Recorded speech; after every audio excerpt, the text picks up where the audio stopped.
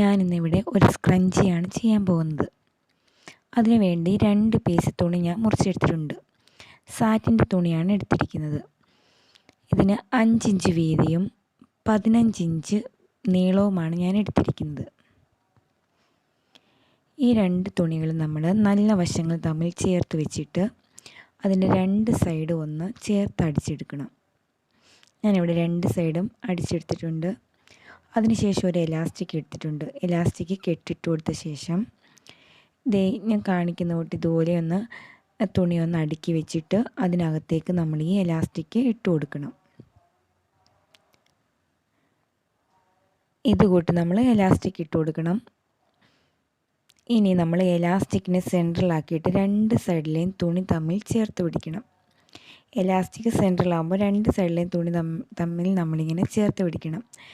നമ്മൾ ആ സ്റ്റിച്ച് ചെയ്തിരിക്കുന്ന ഭാഗം ഉണ്ടല്ലോ, അത് തമ്മിൽ വേണം ആദ്യം നമ്മൾ ജോയിൻ ചെയ്യാനായിട്ട് പിടിക്കേണ്ടത്. എലാസ്റ്റിക് സെൻട്രലും ആവും. നമ്മൾ 2 സൈഡിൽ നിന്ന് ഇതുകൂട്ട് തുണി നിവർത്തി എടുത്തിട്ട് ഇതുകൂട്ട് തന്നെ നമ്മളിങ്ങനെ ആ സ്റ്റിച്ച് രണ്ടും ചേർന്ന് വരുന്ന ഭാഗം എടുക്കുക. അവിടെ നിന്നാണ് നമ്മൾ സ്റ്റിച്ച് ചെയ്ത് തുടങ്ങുന്നത്. അത് രണ്ടും ഇങ്ങനെ അകത്തേക്കൊന്ന് മടക്കി വെച്ചതിന് ശേഷം ഇങ്ങനെ മടക്കി വയ്ക്കുമ്പോൾ നമ്മൾ എടുത്തിരിക്കുന്ന എലാസ്റ്റിക് ഇതിൻ്റെ അകത്ത് നമുക്ക് കാണാം. ഇങ്ങനെ മടക്കി കൊടുത്തതിന് ശേഷം നമുക്ക് ഇഷ്ടമുള്ള ഒരു ലേസ് എടുക്കുക.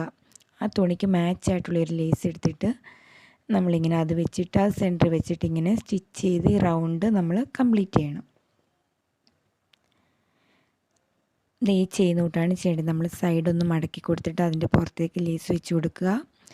പിന്നെ നമ്മൾ അടുത്ത സൈഡും മടക്കി അതേ ആ ലേസിൻ്റെ പുറത്തേക്ക് വെച്ച് കൊടുക്കുക.